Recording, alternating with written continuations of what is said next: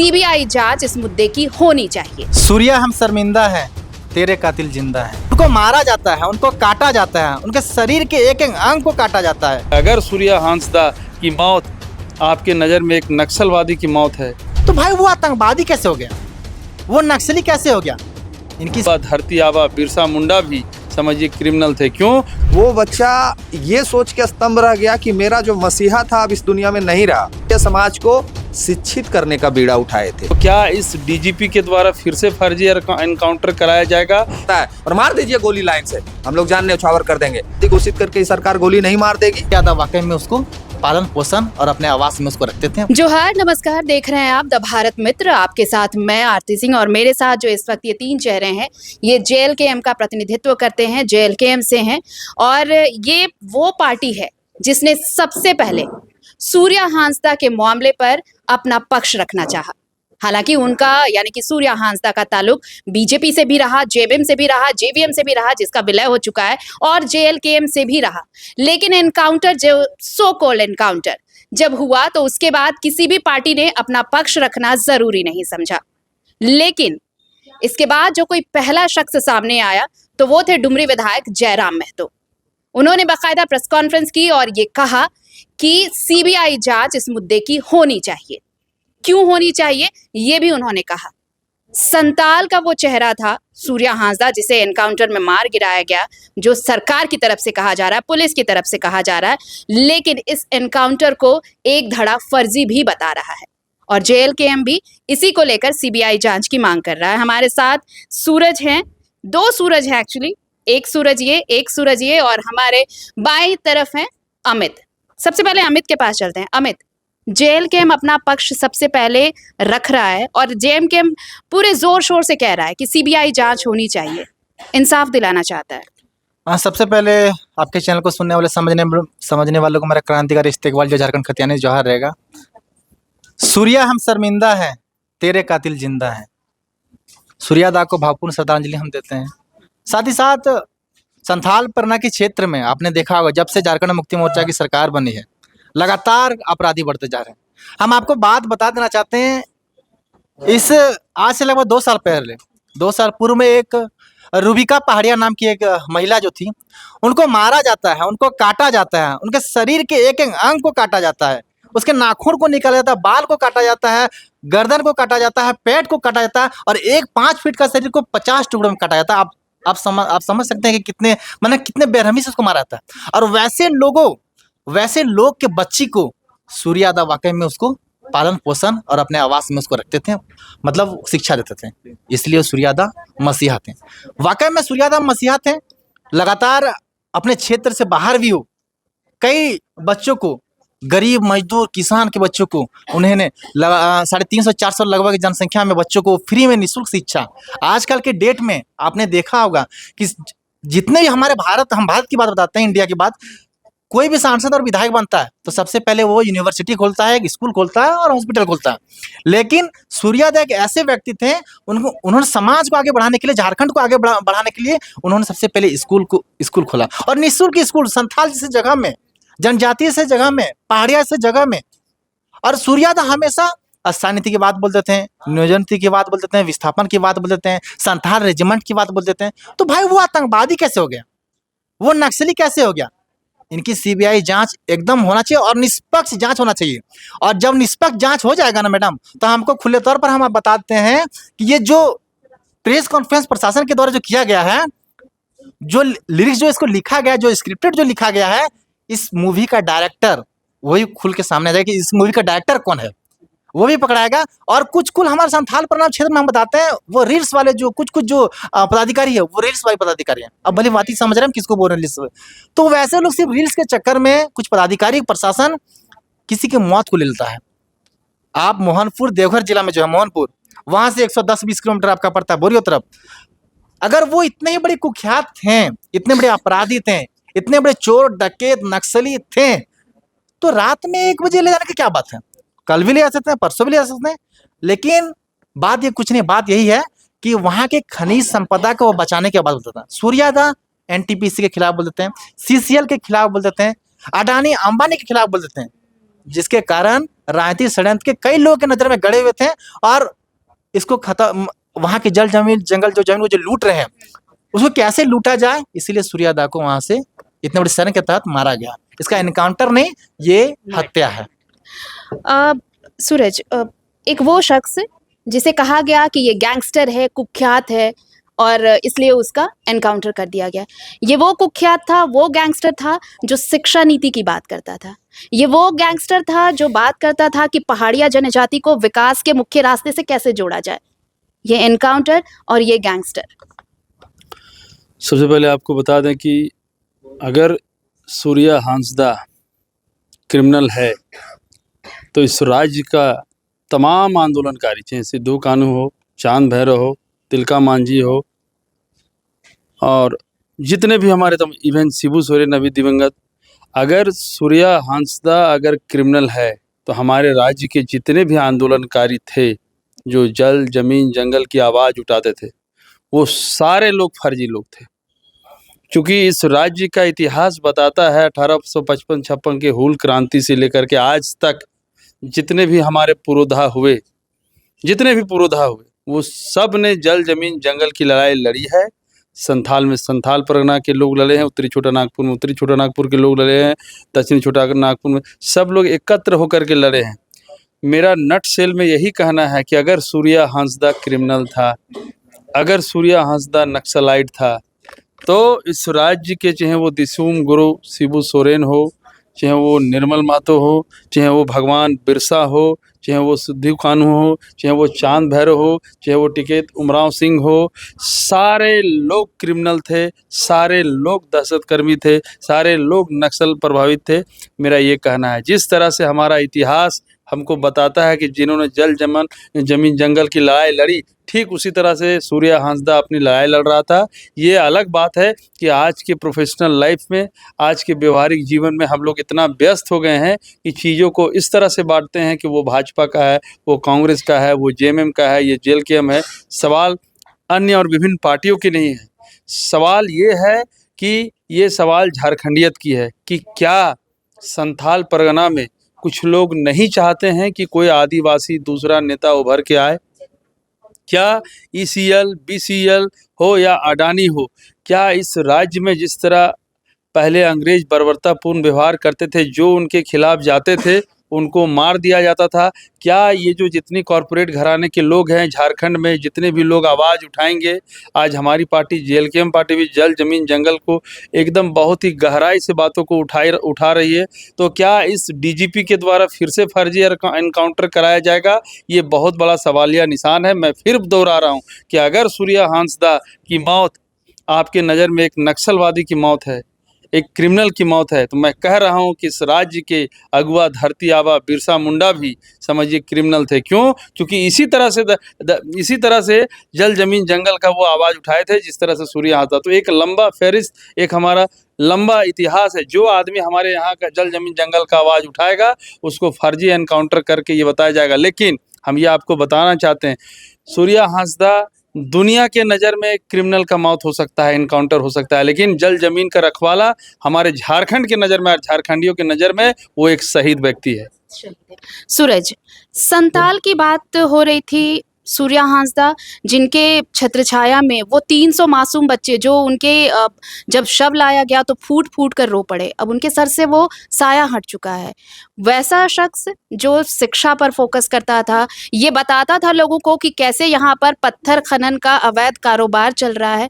क्या कोई था जिसे इतना खतरा था, इतनी बड़ी इनसिक्योरिटी थी कि अगर सूर्या हांसदा रहता है तो फिर कुछ बचेगा नहीं है उनके लिए? था क्या कुछ ऐसा? देखिए, सबसे पहले तो इस विषय पे हमने बहुत कुछ बोला है और एक ही चीज़ को हर बार हर चैनल पे बोल के ये लोगों को हम लोग जगाने का प्रयास कर रहे हैं कि आप समझिए और जागिए। 2-3 चीज़ आपको बताना चाहते हैं कि आपने जो कहा उस बच्चे के भविष्य के साथ क्या होगा। एक चैनल है जो यहाँ अभी आपके रांची में अच्छे खासे इस चीज़ को लेके एक्टिव हैं, लोकतंत्र 19। उनके चैनल में मैंने एक वीडियो में देखा कि उनके पत्रकार ने एक बच्चे को पूछा कि अब जिस स्कूल में आप पढ़ रहे हैं उस स्कूल के जो संस्थापक थे अब वो नहीं रहे, अब आपको कौन पढ़ाएगा? यकीन करते हैं उस वीडियो को जितने झारखंडी देखेंगे, इवन हम भी भावुक हो जा रहे हैं, शायद जवाब नहीं होगा। वो बच्चा सन्न रह गया, मतलब उसके पास कुछ जवाब नहीं है। वो बच्चा क्या बोलना है उसको कुछ पता ही नहीं है, उसका भविष्य कौन है उसको पता ही नहीं है। उसके माँ बाप उसके लिए कुछ कर नहीं सक रहे थे, एक व्यक्ति था जो उसके लिए कुछ कर रहा था, वो व्यक्ति को अब लेकिन वो तो गैंगस्टर था। वो वही चीज तो बता रहे हैं कि उस बच्चे को ये भी पता नहीं है होगा, जो बच्चे से प्रश्न किया गया है वो बच्चे को ये भी पता नहीं था कि गैंगस्टर क्या होता है, आतंकवादी क्या होता है, देशद्रोही क्या होता है, उग्रवाद क्या होता है। वो बच्चा ये सोच के स्तंभ रह गया कि मेरा जो मसीहा था अब इस दुनिया में नहीं रहा, और इस मसीहे का चला जाना इस दुनिया से यानी मेरे फ्यूचर में अब अंधकार हो जाना। वो 350 बच्चों का आवाज जो है वो मौन हो गया। हालांकि उनकी जो पत्नी है वो ये कह रही हैं कि आगे आने वाले समय में उन बच्चों के लिए हम लोग लगातार प्रयास करेंगे उनके भविष्य को सुधारने का। लेकिन क्या ये संभव है इस सरकार में? क्या ये संभव है कि वो बच्चों के भविष्य को सुधारने के लिए जो लोग आगे बढ़ेंगे उनको उग्रवादी घोषित करके सरकार गोली नहीं मार देगी? ये प्रश्न चिन्ह उठता है। कल के डेट में उनकी पत्नी भी बेल पे अभी बाहर है, कल उनको भी गिरफ्तार कर लिया जाएगा, कल उनको भी गोली मार दिया जाएगा, उनके भाई को गोली मार दिया जाएगा। तो मेरा ये कहना है कि उस बच्चों का भविष्य जिन्होंने खराब किया, ये प्रश्न कौन पूछेगा अधिकारियों से? उस बच्चे के भविष्य को सुधारने का जिम्मा कौन लेता है? क्या ये झारखंड सरकार लेती है? क्या यहाँ के मुख्यमंत्री लेते हैं? क्या यहाँ के शिक्षा मंत्री लेते हैं? वो अपराध सिर्फ इतना किए थे कि वो आदिवासी समाज को, वो पहाड़िया समाज को शिक्षित करने का बीड़ा उठाए थे। और ये झारखंड में आप तभी शासन कर सकते हैं, तभी मंत्री बन सकते हैं, तभी नेता बन सकते हैं जब एक बहुत बड़ा तबका जो आदिवासी समाज है उसको आप शिक्षा से दूर रखिएगा। जिस दिन उस बच्चे को शिक्षा से जोड़ दीजिएगा, जिस दिन वो बच्चा प्रश्न करना सीख जाएगा, हम लिख के दे देते हैं कि झारखंड के 81 में से लगभग 70 विधायक गायब हो जाएंगे। तो ये बच्चों का भविष्य बिगाड़ने का प्रयास है, ये उन बच्चों को अपाहिज अनाथ कर देने का प्रयास है। वो क्या करेंगे अगर उनको, जिस क्षेत्र से वो आते हैं संथाल परगना, वो क्षेत्र के कुछ एक नेता हैं जो कहते हैं ऑन कैमरा कि यहाँ जो मेरी व्यवस्था बिगाड़ने का प्रयास करेगा उसको प्रशासन गोली मार देगी। उनका इंटरव्यू, उनका मीडिया में जो वार्ता है वो मंचों से ये बात की घोषणा करते हैं और ठीक 2 महीने बाद इस घटना को अंजाम दे दिया जाता है। तो अगर वो 350 बच्चे अगर ये मन में बैठा लें कि हमारे भविष्य को इन्होंने खराब किया है, हम आज से ही जिम्मा उठाते हैं कि बंदूक उठाएंगे और ये लोग को चुन चुन के मारेंगे, तो आतंकवादी बनाया किसने? ये सवाल झारखंड की सरकार से है कि आतंकवादी बनाया किसने? वो बच्चों को आतंकवादी बनने पे मजबूर किया किसने? वो बच्चों का भविष्य को खराब किया किसने? ये सवाल सरकार से है, ये जवाब दे सरकार। और वहां के जो प्रशासन व्यवस्था है, जो वहां के प्रेस कॉन्फ्रेंस जो कर रहे थे, वो लोग जरा सा वो बच्चों से जाके मिले और उन बच्चों के बारे में जानने का प्रयास करे। उनकी मां रो रही है, वो बच्चों के जो माँ है वो मां रो रही है। ये सवाल वो माँ पूछ रही है कि क्या गलती किया था सूर्य नारायण हांसदा ने? उनकी गलती यही थी कि सीसीएल के खिलाफ बोले थे, उनकी गलती यही थी कि एसीएल के खिलाफ बोले थे, उनकी गलती यही थी कि जो मोदी भक्त हैं, जो मोदी प्रेम है में रहते हैं, जो मोदी मित्र हैं, अडानी, उनके कंपनियों, उनके फैक्ट्रियों के खिलाफ लड़ाई लड़ी थी। उनकी गलती यही थी कि उन्होंने आर्थिक नाकेबंदी करने की बात की थी। आर्थिक नाकेबंदी किसकी? आम ग्रामीण की, आम लोगों की, आम किसान की नहीं, वो फैक्ट्रियों की आर्थिक नाकेबंदी की बात की थी। और एक बहुत बड़ा मीटिंग किया जाता है वहां के अधिकारियों का, वहां के पदाधिकारियों का, वहां का व्यवस्था का, एक मीटिंग करते हैं और उस मीटिंग में यह तय कर दिया जाता है कि ऐसे व्यक्तियों का चयन करना है और मौन कर देना है। और उस मीटिंग का अंजाम है कि हमारे बीच आज एक क्रांतिकारी नेता नहीं रहे, जो 4 बार चुनाव लड़ते हैं, 2 बार जेबीएम से, भाजपा से और हमारी पार्टी जेएलकेएम से। कौन अपराधी हो सकता है? तो ऐसे तो हमको लगता है कि झारखंड में अगर सब नेता विधायक का अगर बायोडाटा निकालिएगा तो सबे पर एफआईआर है, सबको पुलिस प्रशासन गिरफ्तार करे। वो बड़े बड़े कोयला माफिया जो चल रहे हैं, जो रील लगाते हैं कि रेल दिया जाएगा, ये लोग पे एफआईआर क्यों नहीं करती है पुलिस प्रशासन? अभी कारू यादव का प्रकरण आपको याद दिला देना चाहते हैं। 6 महीना पहले कारू यादव को पुलिस प्रशासन गिरफ्तार करती है और 6 महीना में ही कारू यादव को बेल मिल जाता है और वो फिर कोयला का अपराधी बनने के लिए तैयार है। कितना लोग पे, तो डीएसपी को गोली मारा था। प्रशासन कहाँ है? उसका इनकाउंटर काहे नहीं किया? काबू नहीं है करने का? एक आदिवासी को इनकाउंटर करने का इनका औकात होता है, एक मूलवासी का इनकाउंटर करने के लिए औकात होता है। जो फैक्ट्रियों के सामने ग्रामीण की लड़ाई लड़ता है उसका इनकाउंटर करने के लिए ये लोग प्रयास करते हैं। कारू यादव का इनकाउंटर कभी नहीं होता है, कभी वो बड़े बड़े रील बनाने वाले का इनकाउंटर कभी नहीं होता है। उनका भी इनकाउंटर होना चाहिए। निशिकांत दुबे जी का पत्नी का भी इनकाउंटर करे ये लोग, उनके नाम पे भी 55 केस है। ढुलू महतो का भी इनकाउंटर करे ये लोग, उनके नाम पे भी 55 FIR है। और भी बहुत नेता है, किसके नाम पे FIR नहीं है? आदरणीय दिसोम गुरु शिबू सोरेन के नाम पे भी FIR था और उनको भी इनकाउंटर करने का आदेश दिया गया था। क्या मार दिए जाते दिसोम गुरु शिबू सोरेन तो आज उनका 13वां मनता नेमरा में। क्या झारखंड की जनता जानती कि ये दिसोम गुरु है? क्या झारखंड की जनता ये पहचान मिलता है उनको कि हमारा कोई नेता है जिसका अंतिम दर्शन करने के लिए देश के प्रधानमंत्री जाते हैं? आज पूरा नेमरा वासियों का गर्व से सीना चौड़ा है। क्यों? क्योंकि उन्होंने एक ऐसे बेटे को जन्म दिया जिसके सम्मान में देश के प्रधानमंत्री आएंगे। तो क्या सूर्य नारायण हांसदा उसी लाइन पे तो चल रहे थे? उन्हीं के बड़े फॉलोवर थे वो। JLKM के हर वो क्रांतिकारी, इवन JLKM नहीं, पार्टी की बात हम नहीं करेंगे, माटी की बात करेंगे। माटी के हर वो क्रांतिकारी जो माटी की लड़ाई लड़ते हैं, सारे लोग उन्हीं के नक्शे कदम पे चल रहे हैं। तो हम कहेंगे पुलिस प्रशासन से और ये शासन चलाने वाले महकमा से कि आप लोग एक आदेश पारित करिए। फिर से हम कह रहे हैं इस बात को कि आप लोग एक आदेश पारित करिए और बुलाइए मोराबादी ग्राउंड में सभी लोगों को। हम लोग लाइन से खड़ा हो जाते हैं और हर वो नेता खड़ा हो जाएगा जो जान की परवाह नहीं करता है, और मार दीजिए गोली लाइन से, हम लोग जान न्यौछावर कर देंगे। हमारा बेटा को कोई कहेगा कि तुम्हारा बाप आतंकवादी था, तो उससे अच्छा है ना कि मेरा बेटा कहेगा कि नहीं मेरा बाप शहीद हो गया। आज सूर्य नारायण हांसदा के जो बच्चे हैं उनको कहेगा क्या लोग कि तुम्हारा बाप तो आतंकवादी था। तो आप कै पीढ़ी को बर्बाद कर रहे हैं, कितने बच्चों के भविष्य को बर्बाद कर रहे हैं, ये कभी आपने सोचा? कभी नहीं सोचा। ये सवाल पूछ रही है झारखंड की जनता और ये जवाब देना होगा इस सरकार को। अगर जवाब नहीं देती है तो दो ही रास्ता है, या तो हम लोग रोड पे उतरेंगे या हम लोग को बुला के मोराबादी में सबको गोली मार दे। और कोई प्रश्न है तो ले सकते हैं। बिल्कुल, निशा भगत हमारे साथ जुड़ चुकी हैं। निशा, आदिवासी बहुल राज्य, आदिवासियों के लिए बना ये राज्य और आदिवासियों के ही हितों की रक्षा नहीं होती है और एक आदिवासी नेता, एक आदिवासी जनप्रतिनिधि की ही हत्या कर दी जाती है। क्या ये आवाज़ उठाने की सज़ा है?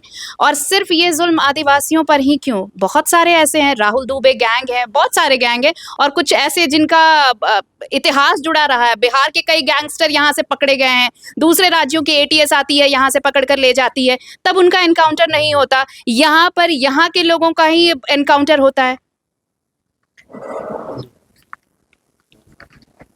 सबसे पहले आपके चैनल के माध्यम से जितने दर्शक हैं उनको जोहार करती हूँ। और चूँकि ये 5th शेड्यूल के अंतर्गत आने वाला एक राज्य है और आपने देखा कि कितनी प्रखरता से लोग अपनी बातों को बेबाकी से सोशल मीडिया के प्लेटफॉर्म पे रख रहे हैं कि सूर्य नारायण हांसदा जो है एक क्रांतिकारी था, एक ऐसा व्यक्ति था जो समाज के विकास के लिए, अपने क्षेत्र के विकास के लिए लगातार संघर्ष करता रहा है।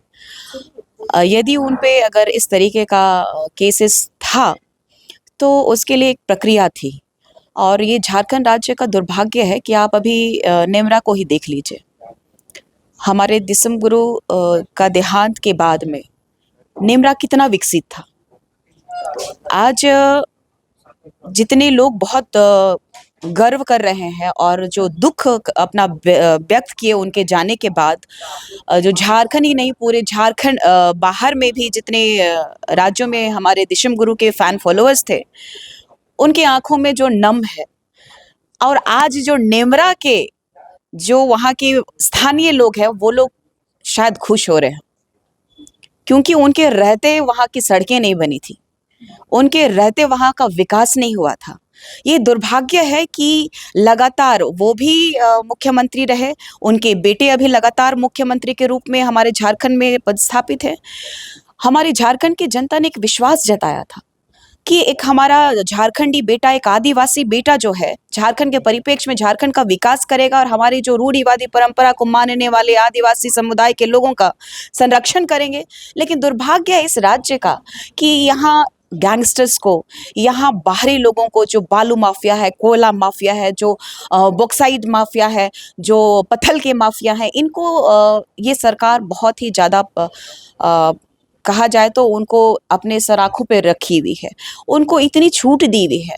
आज सूर्य भाई जो हमारे नहीं रहे, उनके लिए हम लोगों की पूरी जनता जो आज जान रही है, समझ रही है कि ये जो सरकार है वर्तमान की, ये ढकोसलेबाज सरकार है और आज तक जो लूटते आई और लगातार लूटते रहेगी। और एक जो क्रांति और एक आवाज़ उठी है, तो इसके लिए हम लोग मांग कर रहे हैं कि CBI जांच होनी चाहिए। CBI जांच होगी तो दूध का दूध, पानी का पानी हो जाएगा। किसी व्यक्ति को अगर एनकाउंटर किया जाता है तो रात के अंधेरे में नहीं लेके जाया जाता है, अगर वो ये कहानी और स्क्रिप्ट नहीं लिखना होता इनको, तो ये लोग जो फर्जी एनकाउंटर किए हैं, ये नहीं करना पड़ता। सबसे बड़ी बात है कि यहाँ जो रक्षक है वही भक्षक बन चुके हैं। ये जो हमारे माननीय मुख्यमंत्री जी अपने आप को जो झारखंड के सर्वेसर्वा मानने वाले आज प्रशासन को सबसे बड़ा गुंडा के रूप में यहाँ पदस्थापित किए हैं। अभी आपने देखा होगा लगातार ये जो पंकज मिश्रा नाम का जो व्यक्ति है वो जेएमएम से जुड़ा हुआ है, उसका लगातार नाम आ रहा है कि इस प्रकरण में कहीं इनका हाथ तो नहीं। 2 महीना पहले वीडियो वायरल होता है कि जिस तरीके से अगर हमारे रास्ते का बाधा होगा ये चले जाएंगे, जो भी लोग हैं उसको खत्म कर दिया जाएगा। तो ये मैं पूछना चाहती हूँ, हेमंत सोरेन जी से पूछती हूँ, सत्ताधारी नेता मंत्री विधायकों से पूछना चाहती हूँ, क्या झारखंड में अपने क्षेत्र का विकास की आवाज उठाने पे क्या उनको जान देनी पड़ेगी? आज हमारे झारखंड के मंत्री और विधायक अपने मुख्य धारा से भटक चुके हैं। ये लोग सिर्फ और सिर्फ अपनी रोटी सेकने में लगे हुए हैं कि किस तरीके से अपना परिवार और अपना वंशवाद जो है कि सुचारू रूप से चला पाए। जो भी इस झारखंड में अगर बात करेगा हक और अधिकार की, जल जंगल जमीन बचाने की बात करेगा, तो आज जो जिस तरीके से सूर्य भाई का जो एनकाउंटर किया गया, जो हत्या की गई है प्रशासन के द्वारा, तो मुझे लगता है कि आने वाला समय में वो मैं भी हो सकती, सूरज भाई भी हो सकते हैं, अमित भाई भी हो सकते हैं। तो ये लगातार सिलसिला चलता रहेगा। और कौन ऐसे जेएमएम का नेता हो, चाहे बीजेपी का नेता हो, चाहे जेलकेम का नेता हो, कौन ऐसा नेता नहीं है जिसके ऊपर केसेस और मुकदमे नहीं है। लेकिन वास्तविकता ये है कि यहाँ सिर्फ बाहरी यूपी के, बिहार के गुंडे मवाली लोग जो गैंगस्टर बन के फिर रहे हैं, जैसे अभी बात कहा सूरज भाई ने कि कोयला माफियाओं के बीच दबदबा है, AK-47 लेके जा रहे हैं, लेकिन कहाँ रहते हैं ये पुलिस प्रशासन? हाथों में चूड़ियां क्यों पहन के बैठे रहते हैं? जब कोयला का तस्करी होता है, बालू का तस्करी होता है, जब हमारा क्षेत्र में ये क्या बोलते, ये पत्थर की तस्करी होती है, आज पंकज मिश्रा कौन है? यही रूपा प्रकरण वाले मामले का व्यक्ति है जिसको संरक्षण देके रखे हैं हेमंत सोरेन जी। रूपा तिर्की का मामला कितना हाईलाइट हुआ था, तब भी हम मुझे लगता है कि हमारे आपके ही बीच के भाई जो है जिनका नाम तीर्थनाथ आकाश है, वो उन्होंने बहुत लगातार रूपा तिर्की के प्रकरण के मामले में आवाज उठाई थी। पूरा झारखंड जो है आग बबूला हो गया था, पूरा झारखंड जो है जल रहा था, एक नया क्रांति आ गया था लोगों में। लेकिन ऐसी क्या बात होती है कि यहाँ की झारखंड की आदिवासी और मूलवासी को प्रताड़ित करने के बाद जब आवाज उठती है तो उसको दबा दिया जाता है। क्योंकि झारखंड के मुख्यमंत्री आदिवासी है, उसके बावजूद आदिवासियों का शोषण क्यों हो रहा है, ये चिंतनीय विषय है। क्योंकि जितने भी हमारे झारखंड में मंत्री है, मुख्यमंत्री है, सब के सब बाहरियों के हाथों कठपुतलियों की तरह बिकने का काम भी कर रहे हैं और उनको वो लोग नचाने का भी काम कर रहे हैं। इसीलिए उनमें कोई संवेदना नहीं है, मानव अधिकार की कोई बात नहीं उठती है, मानवता की कोई बात नहीं उठती है, समानता की कोई बात नहीं आती है। यहाँ सिर्फ और सिर्फ ये लोगों का राजपाट चलना चाहिए, एक छत्र राज्य चलना चाहिए। एकमात्र 81 में से एक विधायक है टाइगर जयराम महतो जी, लगातार आवाज उठाते रह रहे हैं। मुझे तो ऐसा प्रतीत होता है कि ऐसा ना हो कि सभी घेर करके टाइगर जयराम महतो को कमजोर बनाने की कोशिश कर रहे हैं। लेकिन खबरदार, आपके माध्यम से मैं कहना चाहती हूँ कि आपके चैनल के माध्यम से मैं बताना चाहती हूँ लोगों को कि आप टाइगर जयराम महतो ने एक उलगुलान किया है और हम जैसे आदिवासी और देख लीजिए मूलवासी कितने लोग हैं जो उनके पद चिन्हों पे और झारखंड को बचाने के लिए, धरती आबा की धरती को बचाने के लिए हमने जो प्रण लिया है, इस मुख्यमंत्री को अपने घुटनों पे आना ही होगा और इस मुख्यमंत्री को अपने कहा जाए तो अपने असलियत में आना होगा। वो झारखंड जो देख रही है उनको जवाब देने के लिए हम लोग तैयार हैं और आने वाला समय में इनको उखाड़ के ऐसे जनता फेंकने का काम करेगी। धन्यवाद।